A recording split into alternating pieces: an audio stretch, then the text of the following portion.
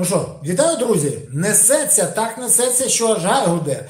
Давайте поговоримо про те, що відбувається в парламенті. Чи дійсно сьогодні можуть голосувати за нового кандидата на посаду міністра оборони? Поговоримо про те, хто і що зараз думає про майбутнє України в Верховній Раді і взагалі на Печерських пагорбах.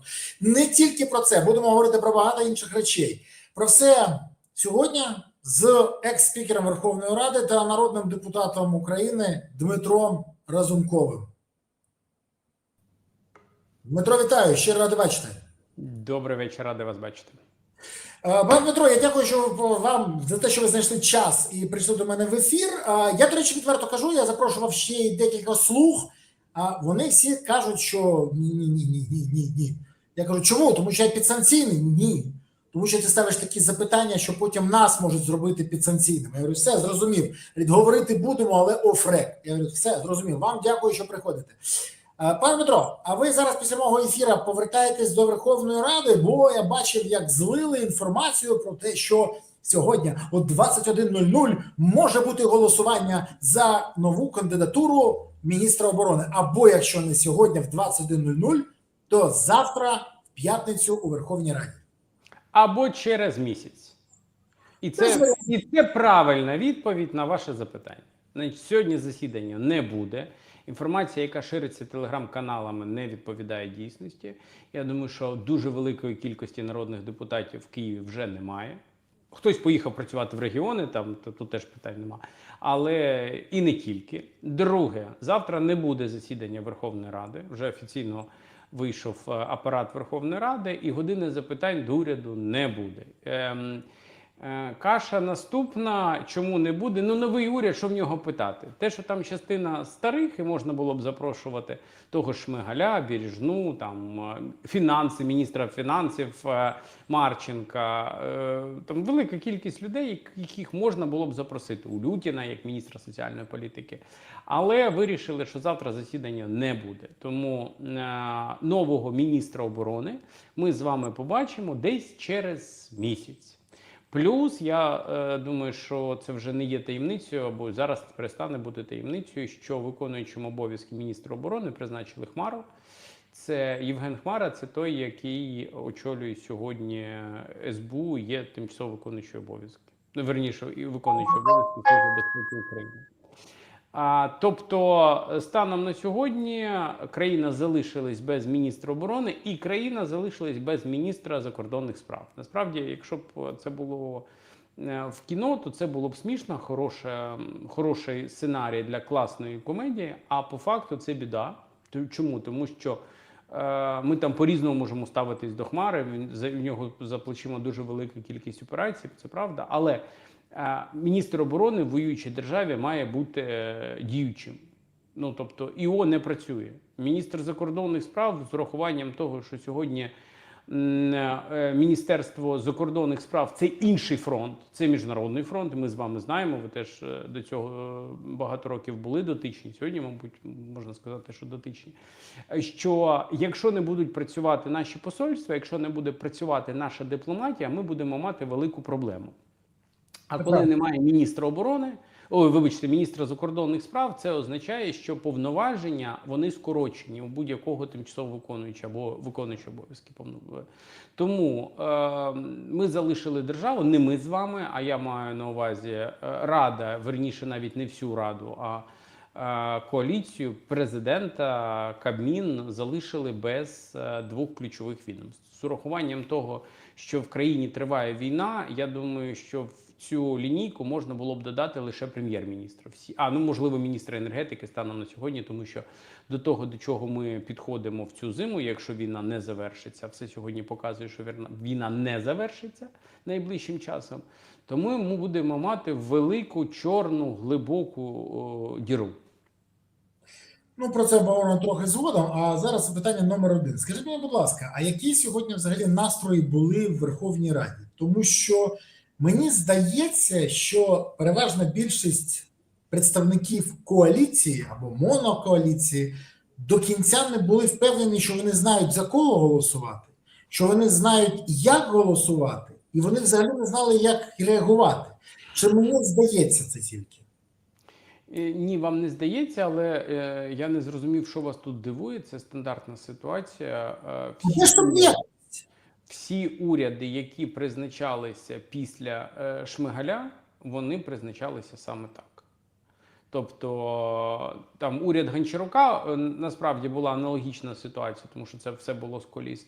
Уряд Шмигаля, перший уряд, він був зрозумілий для народних депутатів. Там не всі кандидатів з ними погоджували, це теж правда, але тим не менш розуміли, хто куди як іде. Після цього, особливо під час дій там воєнного стану, під час повномасштабного вторгнення, всі уряди, які там призначалися, або зміни, які відбувалися в уряді, нічого спільного з тим, що депутати знають, або це депутатське рішення, не було. Тому і сьогодні так само, да, дійсно, станом на ранок не було всіх міністрів, якщо не помиляюся, не було міністра інфраструктури, він додався по маршруту, ну вже фактично його в останній момент вписали в аркуш очікування, тому що він, про нього говорили, але станом на ранок в тих документах, які знаходились в народних депутатів, не було його. Потім він з'явився в останній момент. З міністром оборони, з міністром закордонних справ ми проговорили, їх і досі немає, і поки що і не буде, як кажуть. Тому, повертаючись до вашого запитання, там і не всі люди до останнього знали, що вони будуть міністрами, і не зрозуміло, якими міністрами. Там, А деякі, до речі, вибачте, знали, що був найбільш підготовлений Шмигаль. Він був готовий до будь-якого міністра. Будуть міністрами і не стали. І ми це сьогодні побачимо.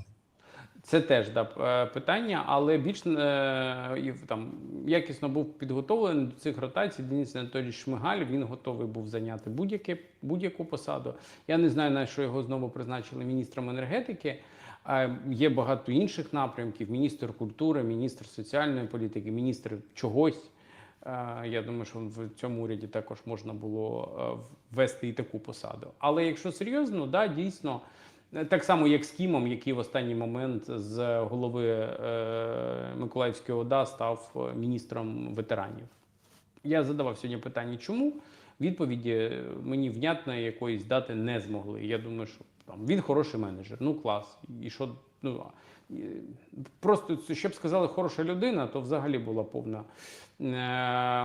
повна фахова відповідність. Тому маємо те, що маємо той уряд, який маємо. Ми не підтримували уряд в такому форматі. В принципі, опозиція не має підтримувати уряд. Не підтримували прем'єра. Хоча насправді, якщо бути зовсім відвертим, ми зустрічалися з прем'єром. Вже прем'єром, на той момент він був кандидатом на посаду прем'єр-міністра. Була конструктивна розмова. Це перша зустріч з кандидатом на пост прем'єр-міністра команди розумної політики, який не побоявся, прийшов. Виглядав доросло. Подивимось, як в нього буде виходити.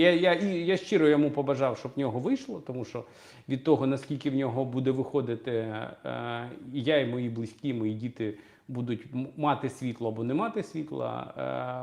Так само буде опалення в будинках в Києві, в Одесі, в Харкові, в Запоріжжі, в інших наших містах або не буде. Чи буде тепло, чи буде гаряча холодна вода. Ну, як кажуть, подивимось. Тому щиро бажаю, щоб в нього вийшло. Але це зона відповідальності влади, ну і тієї коаліції, яка там існує сьогодні в парламенті. Друзі, ви дивитесь цей ефір. Не забувайте, будь ласка, підтримувати канал. Канал працює, щоб вас інформувати, а ви допомагаєте каналу працювати. Тому поставте зараз вподобайку. Прямо зараз. Якщо ви вже це зробили, я щиро вам дякую. Якщо ні, додайте зараз вподобайок, це важливо. Окреме прохання, підпишіться і порадьте цей канал іншим своїм друзям, знайомим, колегам, сусідам, родичам. Поширте відео, це теж важливо. Ну і напишіть в коментарях, що ви думаєте з цього приводу, а також звідки ви дивитесь цей ефір, куди закинула вас доля, де ви чекаєте або наближаєте перемогу. Пишіть місто, селище, країну, район, область. Пишіть, це важливо, ми будемо дивитися на географію наших глядачів. До речі, якщо ви пам'ятаєте, то Володимир Олексійович Зеленський наклав на мене санкції, намагається заблокувати YouTube в Україні. Тому, якщо ви, не дай Боже, не побачите мого каналу в своєму переліку улюблених каналів, то знайте, таких щось вдалося комусь. Тому треба дивитися через VPN. Так само, як дивиться опозиціонерів в Росії і в Білорусі. Саме там є така практика забороняти опозиційних людей, які інформують інформацію надають суспільству. Далі. Напишіть, звідки ви дивитесь, і це важливо для мене, це розуміння, де мене ще не заблокували, або де мене максимально підтримують. Дякую вам, що ви активні і не пасивні. Це важливо. Пане Дмитро, давайте поговоримо про головні речі. Ви казали, що поставили запитання про міністра, вам не пояснили. А скажіть мені, будь ласка, хтось пояснив, чому взагалі був змінений уряд? Тому що я запитав, і знаєте, ніхто мені не зміг нічого сказати. Я сказав, ну гаразд, давайте я свої версії дам. Я говорю, наприклад, прокинувся Зеленський, було йому сумно, він каже, а давайте когось випоримо на стайнях. Йому кажуть, не можна, ну якби кріпосне право скасували. Ну тоді давайте розпустимо парламент. Не можна, час війни, тоді давайте хоч уряд розпустимо. Так розважається. Хоча дехто в офісі мені казав, що дві причини головні. Уряд зносили, щоб прибрати Михайла Федорова і щоб прибрати Кулеба Олексія, щоб він не отримав підозру під час виконання його обов'язків. Хоча, кажуть, ще є інше питання. Ви можете мені пояснити дійсно, що відбулося? Бо якогось сенсу міняти нікого на нікого я не зрозумів. Давайте, якщо дозволите, трошки раніше буду починати. Мене точно важко назвати там фаворитом Свириденка. Я багато її критикував там за якісь речі, але справедливості заради сказати, що вона там гірше, ніж Шмигаль, ні. Уряд не був суб'єктним, уряд, на жаль, не виконував ті функції, які написані в Конституції. Уряд, але це не проблема її, це проблема системи. Уряд перетворився у відділ при Офісі Президента, так само, як і Верховна Рада. І того, що написано в законі про Кабінет міністрів і в Конституції нашої держави, не робилося. Але на моє просте запитання, а навіщо ви міняєте Свириденка, відповіді ніхто дати не зміг. Вірніше, я відповідь знаю, я зараз там своїми думками поділюся, але виглядало це максимально ганебно. Свириденка була абсолютно відданим солдатом Рейха, вона робила все, що від неї хотіли там в команді президента, вона була така, в хорошому сенсі виконувала всі завдання, які перед нею були поставлені. І докладала там максимум 110% зусиль. І з нею поступили, це якраз сигнал для всіх інших, її викинули. І плюс те, що там пролунало, давайте ми її відправимо послом в Сполучені Штати Америки. Я не знаю, чи дивилися ви, чи не дивилися фільм «День виборів», там теж когось відправляли, куди він поїде, каже, послом, куди? В Туніс, а куди ж його іще? Оце плюс-мінус те саме. Ніхто не подумав про те, що не можна прем'єр-міністра відправити послом в будь-яку державу, навіть Сполучені Штати Америки, тому що це ляпас для людини. Тому що завтра навіть не міністр закордонних справ, не заступник міністра, а директор департаменту буде їй розповідати, що треба робити. І вона з посади прем'єр-міністра злітає дуже низько. Тому сьогодні гуляють в засобах масової інформації інформація про те, що вона не поїде послом. Я не знаю, правда це чи неправда. Я думаю, що рано чи пізно ми про це дізнаємось. Але це просто ганебно виглядало як по відношенню до неї, як до члена команди Зеленського, і просто як до людини, як до жінки до людини. Це моя особиста думка. Я не є точно там членом коаліції і влади, щоб її захищати, але в даному випадку вважаю, що це було максимально погано. Чому це відбулося? Це відбулося, тому є офіційна версія, є неофіційна версія. Офіційна версія – це те, про що написали багато засобів масової інформації, про те, що найближчим часом є висока вирогідність, що Стефанішина, яка сьогодні виконує функції посла в Сполучених Штатах Америки, може отримати підозру. Підозру від НАБУ. Я не буду її коментувати, я не знаю там матеріалів справи. Кажуть, що за якісь квартири, окей, там є САП, є НАБУ, точно немає справи. І не знаю, як там буду розвертатися. Але коли така інформація прийшла в Офіс Президента, там, я так розумію, що це або президент, або хтось йому порадив, вони вирішили зробити комбінаху. Комбінаха була наступна, що під егіду того, що треба міняти Стефанішину, треба перевернути уряд. І коли його перевертати, Юлю треба відправити, Свириденка мається на увазі Юлю, відправити в Сполучені Штати Америки послом, а весь уряд розформувати і за рахунок цього на маршруті загубити Федорова. Про Кулебу я не знаю, наскільки це правда. Чому? Тому що, ну, по-перше, якщо б його викликали, дали команду, він сам би написав заяву і проголосували б. Кулебу не підтримують в стінах парламенту, і його відставка спокійно прийшла, набрала б там 250-260 голосів, і спокійно можна було прибрати його з посади віце-прем'єр-міністра. З Федоровим ця історія так не їхала. Ну, тобто, по-перше, змусити його написати заяву він би, можливо, не написав. Якщо б він її не написав, а все ж таки написав, і вона заїхала до парламенту, можливо б не вистачило голосів, і багато інших запитань, і багато інших ризиків. Тому заради того, щоб сковернути Федорова, вирішили влупити весь уряд. І їм це вдалося станом на сьогодні. Як я на початку ефіру говорив, ми вже втратили Федорова як виконуючий обов'язки міністра оборони, там вже виконуючим обов'язки є Хмара. Все, тобто завдання, які були поставлені Зеленським, вони виконані. Да, дійсно думали, що сьогодні буде проголосовані ще дві кандидатури. Це міністр оборони, на якого пропонували Клименка, і міністр закордонних справ, який мав залишитись Сибіга, якщо б за нього проголосували. Але подання від президента не надійшло. Щодо Клименка, ходять різні розмови. Хтось каже, що він сам відмовився, хтось каже, що, можливо, він після цього буде виконувати ці функції. Я не знаю.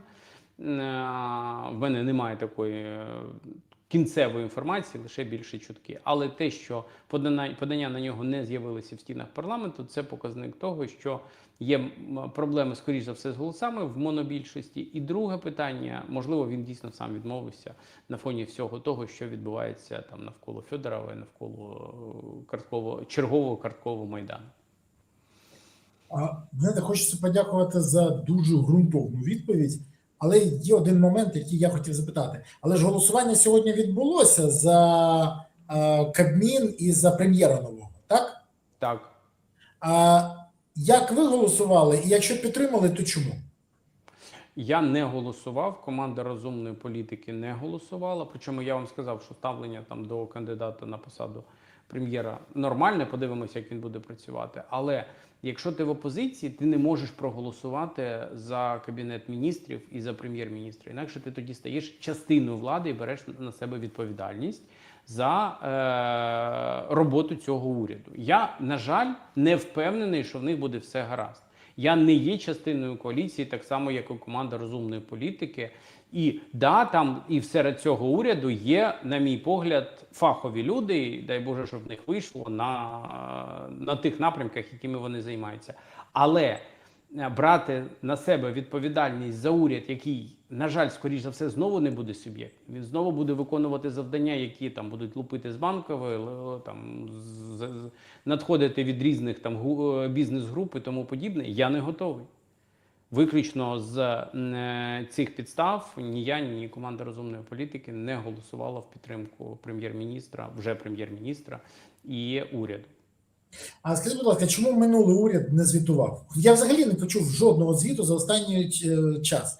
Навіть так званий звіт прем'єрки Свериденко при всіх нюансах це був просто подяка депутатам і все. Ні, вона там була презентація, яку розіслали депутатам, вона прийшла, подякувала. В мене було інше запитання. Її не запитали, за що її знімають. От якраз це її аплодували і зняли. Так нахрена ви її аплодуєте? Ви знаєте, є така традиція у акторів. Вони коли помирають, прощання дуже часто відбувається в театрі, коли їх виносять, всі стоять і аплодують. От з урядом дуже часто це нагадує. Ту саму аналогію. Якщо Свириденко класний прем'єр-міністр, якщо вона ефективна, всі їй сказали, яка вона суперова, яка вона молодець, гарна, розумна, ефективна, потужна, то що ви її знімаєте? Ну поясніть мені, навіщо ви її знімаєте? Навіщо ви відправляєте її уряд у відставку, якщо все так круто? Якщо вона неефективна, ви маєте вийти і сказати, дивись, вона провалила оце зробила, оце не зробила, тому ми вважаємо, що там, дякую вам за роботу, але до побачення. На вашому місці має бути інший. Це позиція. Проголосували, відправили відставку. А коли всі виходять, співають дифирамби, розповідають, яка вона крута, яка вона хороша, і потім без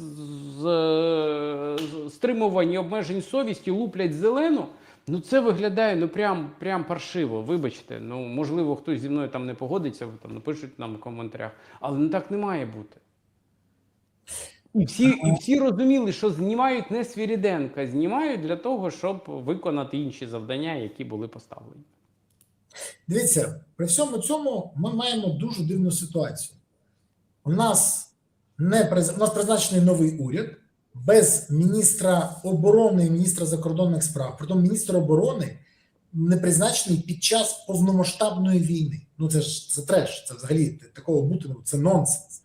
Але мені відомо, що через протести, які поки не стихають, і багато хто вважає, що субота-неділя будуть найбільше, тому Володимир Олександрович планує негайно кудись у відрядженні, йому шукають поїздку, шукають, де він необхіден, просто вкрай необхідно йому куди полетіти, щоб там бути і не бути там, де буде картинковий майдан. Це ж треш, я відверто кажу. Але злізники з Банкової кажуть, що зараз в Офісі президента шукають лояльного військового, щоб призначити його на посаду міністра оборони. На моє запитання, а він же міністр оборони повинен бути цивільним, кажуть, що це ніхто не враховує, бо якщо треба, його швидко зроблять цивільним. Я кажу, а можна так ще з процесом демобілізації для всіх інших? Не жартуй, не смішно. Одночасно з цим обговорюють і заміну головкома Сирського. І у цій ситуації мені відверто, скажу, я не є прихильником Сирського, але мені важливо, щоб так сталося, щоб, не дай Боже, України не прийшов момент, коли нема ані міністра оборони, ані головкома. Ну це ж страшна ситуація може бути. І чи не є така, це небезпечно для країни, це перше. А по-друге, я сказав, хочете призначити головкома? Драпатий. От є підтримка в суспільстві, є підтримка в армії, є результати, є нормальне розуміння, що треба робити. І тоді я почув дуже дивну відповідь. Він має суб'єктність, а ще він з гонором. Я говорю, що це значить? А пам'ятаєте, пане Береза, як він склав повноваження з посади, коли там відбулось, і сказав, що це честь офіцера вимагає подати у відставку. Так не можна. Подати у відставку можна тільки після команди Володимира Олександровича. То в мене запитання, куди ми рухаємось? Чи не може бути дійсна загроза, що ми залишимося без головкома і без міністра оборони? І що робити з політичною кризою, в яку завів країну Володимир Олександрович? Ну, перше, я не чув про зняття Сирського, це виглядало максимально тупо, тому що... Але ви ж не будете здивовані, якщо станеться це, для того, щоб вирішити проблеми з... Ні, дивіться, я взагалі, я після жовтня 21-го року нічому більш не дивуюсь, все в стандарті. Але в мене питання в іншому. Знімали Федорова, тому що був конфлікт з Сирським, і казали, що між Сирським і Федоровим президент вибрав Сирського. Окей. Якщо зараз знімуть Сирського, то між ким і ким і що вибрав президент. Щодо Драпатова, я з повагою ставлюся до Михайла Васильовича, тому я вважаю, що він був би ефективним на цій посаді. Тому подивимось, але думаю, що саме тому його і не призначать, тому що ви дали характеристику, яким має бути офіцер, яким має бути генерал, але такі характеристики не приживаються дійсно в високих кабінетах на Банковій. Щодо історії того, що має бути військовим, верніше має бути цивільним, а шукають військового. Ну, я розумію, що завтра можна там і інвалідність намалювати, але, да, ви абсолютно правильно говорите, згідно закону України, міністром оборони може бути виключно цивільна людина. Це робилося саме для того, щоб не було конфлікту між главкомом і міністром оборони. При всьому цьому конфлікт між Федоровим і Сирським, він штучний? Через що він міг бути? І чому Зеленський? Гаразд, тоді чому Зеленський як президент не втрутився, який повинен бути третейською суддєю? Чи принцип розділяй і володій який відомий з часів Римської імперії, сьогодні практикується в Україні, яка б'ється за виживання замість принципу «об'єднуй і перемагай».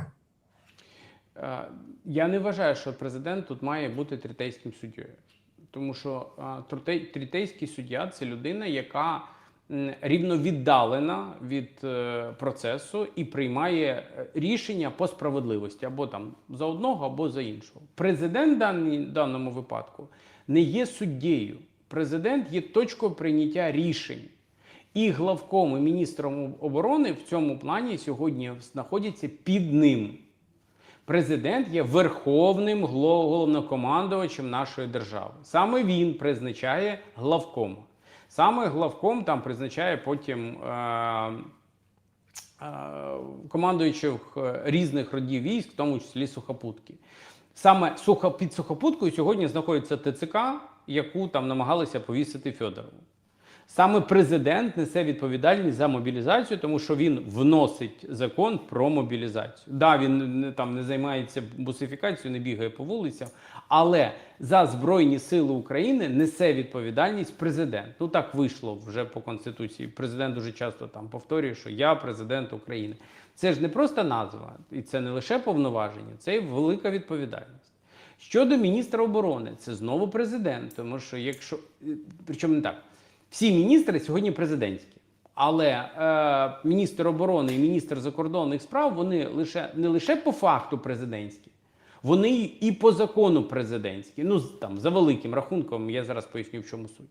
Він подає і міністра оборони, і міністра закордонних справ. Тобто, весь силовий блок – це зона відповідальності, ну, не так, блок безпеки – це зона відповідальності президента України. Саме тому мало б відбуватися так, що президент не є третейським суддєю. Він є людиною, до якого приходять підлеглі, і він вже на базі того, що відбувається, приймає рішення. А третейський суддя, він не несе відповідальність за державу. Тому не так. Погоджуюсь тут. Ваші колеги сьогодні мені сказали, що одна з причин, чому прибрали уряд, це ще й те, що уряд не готував країну як потрібно до зими. Щоб тоді, коли почнуться проблеми, можна було сказати, ми не встигли, ну ті, хто були, ми не встигли підготувати, бо нас зняли. А нові скажуть, ми не встигли підготувати, бо не вистачало часу. І відповідальність якби не на кого. Будуть шукати якогось ЦАПа відбування.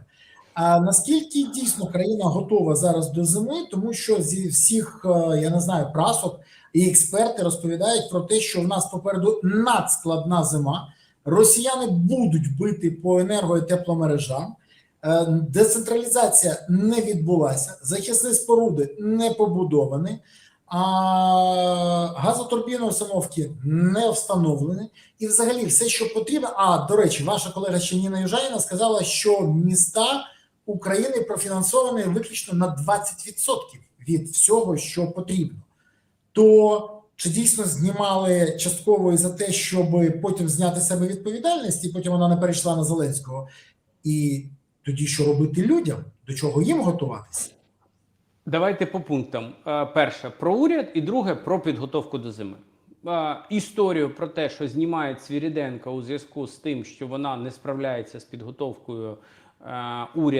підготовкою держави до війни, я чув, вважаю це маячнею, пояснюю чому.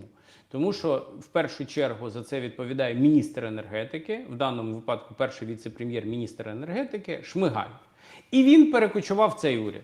Ну, тобто, якщо ви не справляєтесь, то вам треба поміняти людину, а не рухати ліжки, правда? А в даному випадку ви залишили все як було. Тоді ця теза, вона дійсно гуляє, я її бачив в телеграм-каналах, і між там депутатами вона ходить, вона не витримує жодної критики. Щодо підготовки до зими, я вважаю, що це буде дійсно дуже тяжка зима. Я вважаю, що зроблено дуже мало для того, щоб підготувати державу до цієї зими. Я чесно здивований, чому ворог поки що не б'є по об'єктам критичної інфраструктури, таким як там ТЕЦ, підстанції. І я впевнений, що це не тому, що вони стали нормальними. Вони це будуть робити, але, мабуть, ближче до опалювального сезону, щоб не було часу відновлювати. І будуть це робити, знаєте, такою садиською впевненістю і регулярністю. Щодо підготовки міст, я впевнений, що сьогодні ситуація в містах готова, от може на ті 20%, про які ми говоримо. Частина будинків залишиться без тепла. І це вже можна говорити про частину великих міст нашої держави. Після того, як будуть нанесені удари, так само ми маємо розуміти, що зроблено дуже мало для того, щоб диверсифікувати цю систему. Тобто її якось там підлатали, але після перших же ударів система не буде витримувати те навантаження, яке є. Треба що було робити? Треба було, ви сказали про газотурбінні, це когенераційні установки. Вони можуть працювати в режимі острова, вони можуть виступати в якості резервних джерел і тепла, і електроенергії. Вони можуть закривати частину міста. Ну, тобто, якщо кудись прилетіло, то іншими потужностями можна перекрити потреби. Тому що якщо в місті там одна, чи дві, чи три підстанції, не підстанція, а ТЕЦ, і по ним прилетіло, то фактично все місто або весь район може залишитись без опалення, без тепла. І ми це з вами вже бачили минулої зими.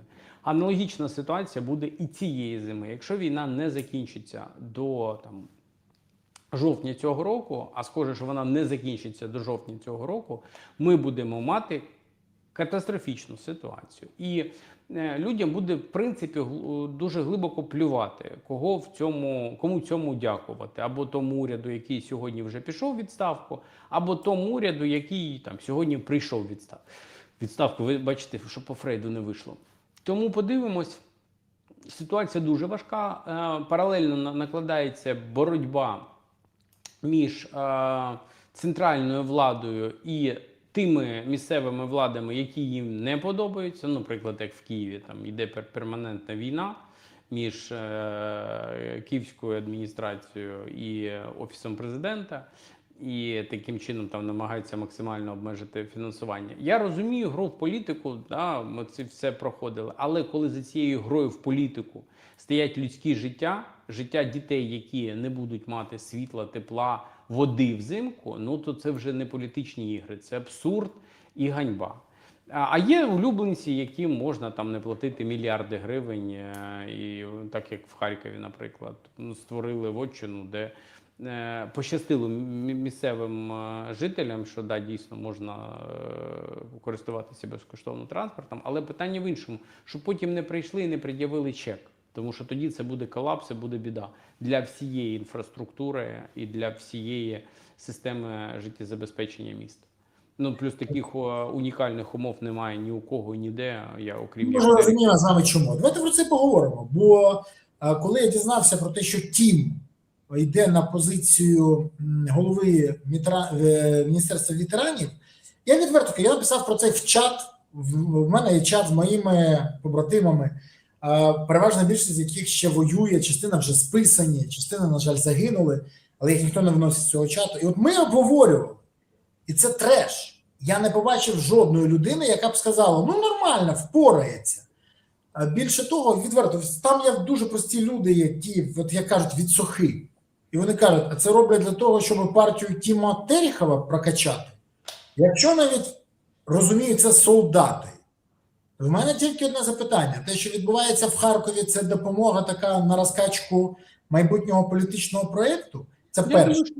А друге, скажіть, будь ласка, ми точно можемо спостерігати, як хтось займається політичною історією замість того, щоб займатися рішеннями в Міністерстві ветеранів? Бо у нас проблема на проблемі, і ветеранів нам не вистачає піклування з боку держави. Чи це просто другорядне для тих, хто сьогодні приймає рішення? Ви, в принципі, дали відповідь на всі свої запитання. Другорядне. Люди можуть собі дозволити гратися в політику, коли треба займатися державою. Єдине, що ви забули, ви ще забули Гетманцева додати до цієї... До речі, там не тільки Гетманцев, ще Вілкул, Гетманцев, ще хтось. Я не чув про Вілкула, якщо чесно. Я чув про Гетманцева, і Гетманцев мав дуже теплі стосунки в лапках з Федоровим. і докладав максимум зусиль для того, щоб його теж прибрати. Я думаю, що це теж попливало на те, що сьогодні вже Федоров перестав бути міністром. Там була боротьба за Ігорку, за Play City. Там Гетманцев виграв? А? То Гетманцев виграв зараз? Да, Гетманцев виграв зараз. Такі гроші ви як? Що ви кажете? Тож на партійний проєкт гроші будуть. 100%. Вони хотіли забрати Ігорку з Мінцифри, забрати до Міністерства фінансів. Зараз їм це вдасться. Або через Ігорку, або, верніше, через Мінцифру, яка сьогодні втратила там людей Федорова, або заберуть до Міністерства фінансів. Ну, маємо те, що маємо. Знову це повернеться до комітету Гетманцева, так що буде весело. Пам'ятаєте, як... Я не впевнений, що буде весело, я поясню чому. Для них буде весело такі гроші, ви що? Ну, як ви не впевнені? Дивіться, якщо йому буде весело, це не факт, що буде весело всім нам. Україна... Я не сказав, що нам буде весело. Окей, тоді Дивіться, ви не ставте себе в один ряд з Гетманцевим. Не треба. І, по-перше, і образливо, по-друге, все рівно стільки не зможете забезпечити. 100%. Але дивіться, я говорив з нашими європейськими друзями, які підтримують Україну, і вони кажуть, ну ми сподівалися, що сигнал, який ми посилаємо Україні, це коли перенесли передачу грошей на дрони, пам'ятаєте, з цього кредиту, всі зрозуміють. Зараз є загроза фінансуванню. Чому я запитую? Тому що є проблеми з цим, невизначеність величезна. З ким говорити? Сьогодні пан Кубілюс виступив, що у нас з Федоровим все було налагоджено, а зараз ми не знаємо, як домовлятися про все інше, про всі питання, постачання, забезпечення, оплату. Це ризикова історія, ризиковий кейс. І його вже не виправити, бо Федоров вже не міністр, це зрозуміло. Але треба ж було думати заздалегідь. Це перше питання. А друге питання, наскільки я пам'ятаю, всі законопроекти уряду, які не пройшли навіть перше читання, наскільки я розумію, викидаються в корзину для сміття. А там законопроекти, які чекають і Європа, і МВФ, які б вони не були, погані, хороші, але є гарантію з боку держави дав Зеленський, і що далі? Бо, наскільки я розумію, наші партнери можуть бути, м'яко кажучи, здивовані таким фортелем. Дивіться, законопроекти, навіть якщо вони йдуть в смітник, вони можуть бути перевнесені новим урядом. Тут питання в іншому, чи буде на це голоси, чи буде лобізм в хорошому сенсі цим законопроектом, наскільки вони будуть мати шанс пройти за часів нового уряду. Це перше. Друге питання. Це питання до відносин Федорова з іншими міністрами. Давайте подивимося, як це буде розгортатися. Чи може це на фоні того, що сьогодні багато і під час своєї прес-конференції Федоров казав про корупцію, чи це може негативно впливати на надходження грошей від наших партнерів? Може. Давайте будемо відверті, там не всі нас люблять. От прям багато хто нас там не любить, і вони точно зможуть скористуватися цим сигналом про те, що там на грошах заробляють, і тому давайте-ка ми все ж таки трохи притримаємо, або будемо самі вирішувати, куди це буде йти.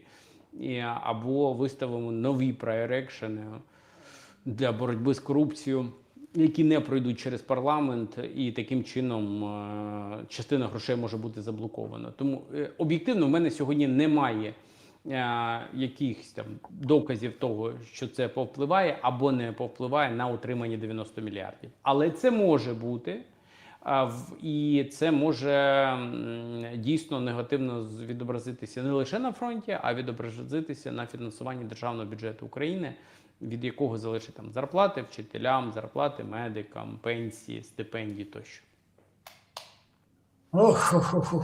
Що я можу вам сказати на все це? Щось мене це не дуже тішить, відверто. Хоча кого це тішить? У нас, наприклад, є проблема ще й з нашими партнерами, які, м'яко кажучи, дивуються тому, що відбувається в Україні. І ставлять багато запитань з приводу того, що у нас є імітація бурхливої діяльності по боротьбі з корупцією і більше розмов, ніж справ. Скажіть мені, будь ласка, але ж є ще один момент, на який варто звернути увагу. Мені сказали, коли деякий час назад я говорив, що по мені санкції узгоджували, це не жарт. Я розумію, що я сам регочу, але це дуже смішна ситуація. Узгоджували з Веронікою феншуй офіс. І вона там їм пояснювала, що це правильна дата, що це все зійде, це нормально. А чи може статися так, що і знесення уряду узгоджують з Веронікою феншуй офіс? Я чому запитую, а взагалі, наскільки це здорова практика, вона якось зі здоровим глуздом товаришує чи ні? І я пам'ятаю, як останній раз реагували наші партнери, коли дізналися, що Єрмак консультується з Веронікою феншуй офіс. Рано чи пізно все стане відомо теж.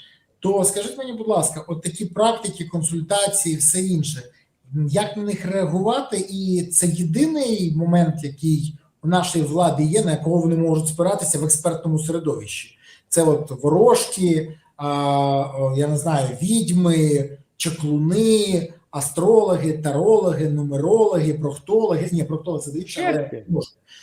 В будь-якому випадку є відповідь чи ні? А поки ви формуєте відповідь, я звертаюся до наших друзів, які дивляться. Друзі, будь ласка, поставте вподобайку, якщо ви забули. Підпишіться. Скиньте на карти Таро. Що? Скиньтесь на карти Таро. Не треба. На картах Таро нічого не розкидайте. Але поставте вподобайки, це важливо. Прокоментуйте, поширте відео, підпишіться і напишіть в коментарях, що ви думаєте з цього приводу. Взагалі, як ставитесь до такої історії? Ну, чи вірите ви в це, чи не вірите, чи вважаєте ви це шарлатанством, чи вважаєте це навпаки наукою? Я не знаю. Напишіть. А ще напишіть, звідки ви дивитесь, з якого міста, селища, країни, району, області. Ви зараз спостерігаєте за тим, що відбувається у нас з паном Дмитром. Пишіть про це, це важливо, я щиро дякую. Я бачу просто величезну кількість, не встигаю прочитати всіх. Дякую, що всі ви тут, але пишіть, це важливо. Я щиро дякую вам за активність. Пане Дмитро, що ви скажете з цього приводу? Ну, це бред виглядає. Верніше, не так, це виглядає як бред, але чи може це бути правдою 100%? Я не знаю, там консультувалися по вашим санкціям, але я виходжу з того, що показала НАБУ САП під час... Я ще що приб'ю вас, я вибачаюсь. Та людина, яка повідомила мені колись про звільнення Залужного, про те, що Корецький буде прем'єр-міністром, я в неділю про це написав, про інші зміни. Вона ж, ця ж людина повідомила мені про те, що з Веронікою феншуй офіс все узгодили. І я кажу, слушай, ну я все розумію, а от нового міністра будуть узгоджувати? І от тут беззаперечно почув. Ну це ж треш, ну відверто. Боже, біда. Бідна країна називається. Ні, ну це ну, правда, ну це виглядає дико, але з іншого боку, коли там в справі з'ясовується, що завозять пісок з кладовища, то не знаю. Я в своїй роботі і зараз, і коли був головою Верховної Ради, такими практиками не користувався, більше використовував мізки. Непоганий, до речі, варіант. Працює, було б чим користуватись. Тому мені важко сказати. Я жодного разу цього не бачив, не чув, не знаю. На щастя, я і в цьому, і в багатьох інших планах був далеко від Офісу Президента. З Віронікою не перетинався, картами не розкидаюся. Вам співчуваю, або навпаки заздрю санкції влупити за рішення. А про санкції. Ну от як ви вважаєте, санкції на громадянина України, санкції, які введені за, ну от відверто, проти громадянина України можна ввести санкції тільки на підставі, якщо він займається тероризмом, і його не можна. І його не можуть дістати. Але тут це дуже дивно. Ви можете мені пояснити, що відбулося, як це можна коментувати? І, до речі, те, що наші партнери миттєво відреагували, і вже по обіду було голосування за резолюцію Європейського парламенту, де вказали в 54-му параграфі про неприпустимість накладання санкцій на політичних опонентів і громадських діячів, і від нашої влади чекають реакції. То, до речі, яка реакція буде? Знимуть? Почують Європу чи навпаки посилять санкції, щоб остаточно закрити перший кластер Fundamentals? Не почують, не знімуть, але давайте ви мені задали питання про моє ставлення. Я хотів би вам нагадати, що я єдиний член РНБО з 2020 року, який жодного разу не голосував за накладання санкцій на громадян України. Закон України передбачає чітко, що Санкції мають право розповсюджуватись на громадян інших держав, яких дійсно не можна достати за українським законодавством. І я вам хотів би нагадати, що я дуже багато з'їв лайна, коли в мене кидали його, розповідали про те, що я не голосую за санкції, тому що там люди погані, і треба їх вводити санкції. Я казав, що якщо люди погані, якщо люди порушили закон, є громадянами України, притягайте їх до кримінальної відповідальності, саджайте їх в тюрму. Я буду вам плескати в обидві ладоні. А якщо вам просто захотілося покласти санкції, так воно не працює. Тим більше, що якість цих санкцій, м'яко кажучи, залишала бажати кращого. Пам'ятаєте історію з ворами в законі? Я пам'ятаю, я дуже добре там пам'ятаю. 30 чи скільки З'ясувалося, що люди взагалі були ні при чому. Абсолютно вірно. Абсолютно вірно. І взагалі, чому я вважаю санкції неприпустимими? Санкції по відношенню до громадян України – це позасудове рішення. Чому? Тому що коли на вас завели карну справу, там, ви приходите, або будь-яку іншу, ви приходите в суд, ви маєте право захиститись, ви маєте право на адвоката, суд приймає рішень, до того, як це рішення не прийнято, це презумпція невинуватості. Ну, багато складових же, правильно? Так. А санкції, ви навіть не маєте права на захист. Ну, це гірше, ніж було, коли там тройки виїзні були. Так воно не працює. Ну, тобто, ви зранку просинаєтесь, дивитесь, о, все, я в санкціях, є указ президента, він підписаний. Плюс багато хто говорить про те, що це використовувалось як механізм заробляння. Там приходили і казали, ми внесли в санкції, але хочемо, щоб ти туди не потрапив, в цей перелік, давай ми там порішаємо, і все в тебе буде добре. Або людина потрапляла в санкції, а указ не підписувався там тиждень. І за цей час ця людина переписувала все своє майно на когось іншого. Це збіг? Ну, можливо, але я щось такі збіги, як і Вероніка Феншуй, вірю дуже погано. Тому, насправді, санкції по відношенню до громадян України, навіть якщо ви терорист, не можна. Якщо ви терорист, заводьте справу, оголошуйте вас в міжнародний розшук. Всі ж знають. Будь ласка, будуть шукати Березу, знаходити. Я впевнений, що будь-яка країна, адекватна країна світу, екстрадує, якщо на це буде потреба. В будь-якому іншому варіанті це має бути карна справа, розслідується українськими правоохоронними органами, і ви будете притягатися до відповідальності. Я кажу про нормальну справу, не сфабриковану, не намальовану там на папері. Тому, ще раз, моя позиція не помінялась. Я завжди її підтримувався, навіть коли за неї дуже сильно страждав. Я пам'ятаю ці хвилі. Причому мене лупили і ті, хто сьогодні потрапили самі в санкції. Тоді розповідали, що це можна робити, це треба, тому що це політична доцільність. Я такого не казав. Ні, я не про вас. Я не про вас. Вистачає таких людей, а потім, коли самі потрапили до санкцій, почали казати, ой-ой-ой, так же не можна. А знаєте, я як в старому анекдоті, а я ж говорив. Отак і тут. Але насправді це абсолютно позасудовий механізм. Він базується на базі Ради національної безпеки і оборони. Рада національної безпеки і оборони формується президентом. Він туди може загнати 200 людей, 15, 38, скільки хоче. І ці люди підтримують його рішення, тому що завтра вони можуть перестати бути членами Ради національної безпеки і оборони. Тому це реально механізм, який може застосовувати президент України. За великим рахунком це сьогодні і відбувається. Механізм прийняття санкцій, з того, що я пам'ятаю, коли я ще був членом РНБО, в цих тецях, в цих папочках практично ніколи не було чогось конкретного, що можна було б використовувати для того, щоб там прийняти рішення, це правильні санкції, це неправильні санкції. З іншого боку, взагалі,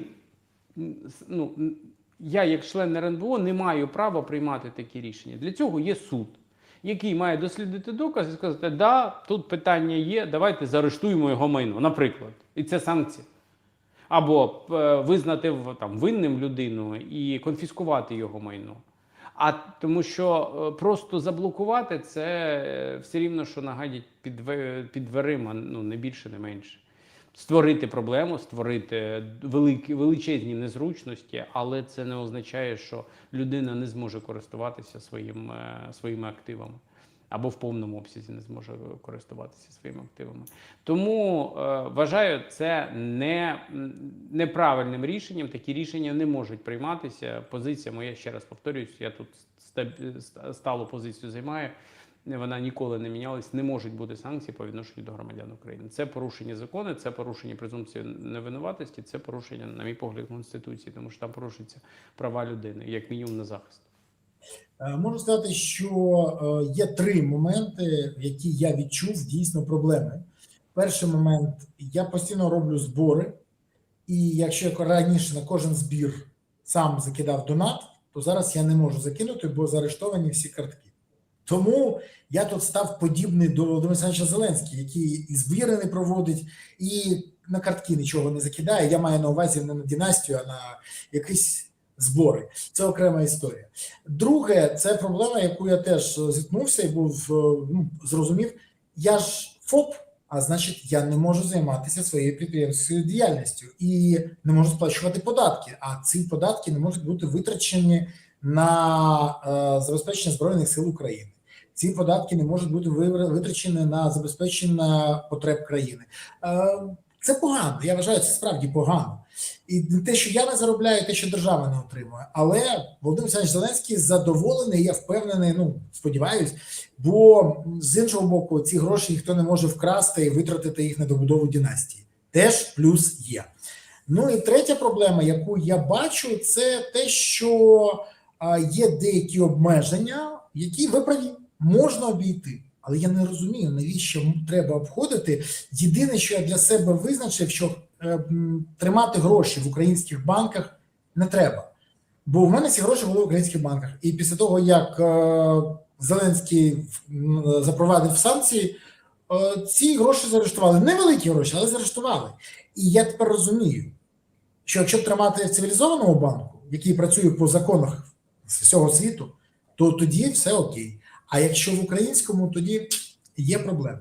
Але це моя проблема, я її вирішу. З часом... Нова програма влади, є проблема, був єбак, були єбали, зараз є проблема. Це 100%. Але в мене є одне останнє питання, яке не можна поставити. Ми заходимо в зону турбулентності. У нас є тотальні проблеми. У нас є розуміння того, що на фронті не все дуже добре. У нас є розуміння того, що після 20 вересня росіяни, скоріш за все, почнуть тотальну мобілізацію. У нас є розуміння можливого наступу з Брянської області в напрямку Чернігова, а після того на Київ. У нас є розуміння того, що корупція нікуди не дівається і тільки стає більше і більше, навіть вже партнери відтерміновують передачу грошей України. У нас є розуміння того, що у нас немає міністра оборони і ми заходимо в ще більшу кризу, політичну кризу, яка вже з протестами кожен липень, до речі. Це як в тому фільмі, пам'ятаєте, кожен 31 грудня, а тут кожен липень Зеленський створює проблеми. Як вийти з цих ситуацій і які наслідки ви бачите в найближчій перспективі для держави? Тут трохи замкнуте коло виходить, тому що провести вибори сьогодні неможливо. Хто б що не говорив, я маю невеликий досвід проведення виборів, вважаю, що їх організувати сьогодні демократичними, чесними, прозорими неможливо. З іншого боку, в даному випадку там будь-які запитання, які буде ставити опозиція, скажуть, що це рука Москви, що це агенти Кремля, влуплять держзраду, санкції, все інше, і на цьому кіно закінчиться.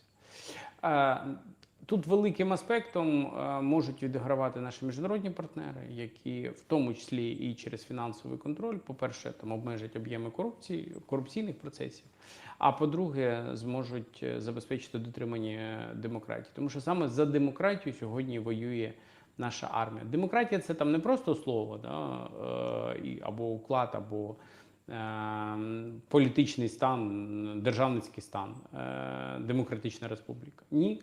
Це про принципи, це про верховенство права, це про свободу слова, це про повагу до закону, це про повагу до честі і гідності людини, багато інших речей. Ми не хочемо, щоб тут була Москва, ми не хочемо, щоб тут була Росія. Ми хочемо жити в своїй державі. Саме за це сьогодні наші хлопці і дівчата віддають своє життя. або ризикують своїм здоров'ям, або втрачають своє здоров'я. Тому владі варто було б все ж таки поміняти пріоритети. Якщо влада вважає, що влада – це самоціль, я вважаю, що це величезна їх помилка. Ні. Влада – це лише інструмент для досягнення тих цілей, які ти ставив і які ти обіцяв людям. Ну, бачите, в нас з ними різні підходи, саме тому наші життєві шляхи розійшлись. Вони, не можу сказати, що завжди були дуже близькими, але остаточно розійшлися в жовтні 2021 року. За великим рахунком, в команді Зеленського ж більше нікого не залишилось з першої команди. Мабуть, тільки Стефанчук і все. Всі інші вже пішли з команди, або там пішли з політики, або пішли в самостійне політичне життя, тому що не захотіли міняти ті принципи, з якими йшли в 2019 році, йшли і обіцяли їх людям. Я думаю, що це, до речі, чесно. Я по собі можу сказати, по тій команді, яка сьогодні поруч зі мною, хотілося б їй подякувати за це. Це набагато чесніше, набагато правильніше, ніж проміняти це на лояльність з боку влади або іноді таке дружнє похлопування по плечу, якого і так немає. Тому важливо залишатися тими, якими ти приходив в політику. До речі, не у багатьох це виходить. А щодо викликів, ми проговорили про зиму, ми проговорили з вами про фінанси, і, на жаль, я вважаю, що запас часу такий мізерний, що виправити ситуацію повністю неможливо. В кращому випадку, якщо дійсно уряд буде працювати ефективно, це дозволить трохи витягнути з піке той літак, який падає, і трохи пом'якшити удар. Але удар буде точно. На фоні потенційного наступу ворога я чую історії, які сьогодні лунають, що зменшити ще бронювання, створити ще більший тиск за рахунок бусифікації і тому подібне. Якщо далі зменшити бронювання, якщо далі дозволити ТЦК займатися тим безпреділом, який сьогодні відбувається, то, знаєте, це буде як в старому анекдоті, щоб корова більше давала молока і менше їла, треба більше доїти, менше годувати. Але є проблема, цей бичок, скоріш за все, швидко здохне. Тому, якщо і далі залишаться такі підходи, то ми не зможемо наповнити лави Збройних сил України, ми не зможемо виправити ту ситуацію, моральну ситуацію, яка є в суспільстві. Тому ми ж розуміємо, що велика кількість грошей сідає в чиїхось кишенях. А якщо б вона йшла на потреби Збройних сил України, то створилася додаткова подушка для мотивації, для фінансового забезпечення наших захисників. Всі сьогодні говорять, це фінанси нам потрібні, і нам потрібні терміни служби, тому що не може людина вічно воювати. Це єдині залишились аргументи для наповнення Збройних сил України. Всі ті, хто пішли добровольцями на початку війни, давайте будемо чесні, вони закінчились. Або фізично, або морально. А якщо ми хочемо, щоб український бізнес продовжував працювати, то його не можна постійно кидати. Тому що на початку війни всім обіцяли зменшення податків до кінця війни, плюс щонайменше рік після перемоги. Потім раз підняли податки, два підняли податки, зараз ще намагаються підняти податки. Пообіцяли бронювання, раз правила поміняли, два поміняли. Є вже села, де людей немає. А якщо ми говоримо про аграрку, якщо позабирати всіх комбайнерів, всіх трактористів, то я розумію, що це зручно військкоматам, тому що це готові танкісти, але тоді не буде що їсти і що продавати. І це все має підходити з розумом, і все має мати стратегію. А в нас хаос. І, знаєте, як на військових навчаннях, спалах зліва, спалах справа. Все. Лише такі примітивні інстинкти, на які відбувається реакція. А відсутність стратегії, відсутність бачення, відсутність можливості порахувати хоча б на 2 кроки – це трагедія українського суспільства сьогодні і української системи влади. Пане Дмитро, дякую вам за сьогоднішнє спілкування. Щоб поставити крапку, таке коротке запитання. В Верховній Раді відчувається, що Зеленський готується до виборів чи ні? Я вважаю, що вже не готуються до виборів. Все, припинив? Тиждень тому, 2 тижні тому, і я думаю, що це була підготовка до виборів. Можна було б відповісти так. Станом на сьогодні, мені здається, це не означає, що через тиждень знову все не поміняється. Але станом на сьогодні, там, на 16 липня 2026 року, мені здається, що підготовка до виборів закінчилась. А 17-го подивимось. Дай Боже, щоб вона не почалась.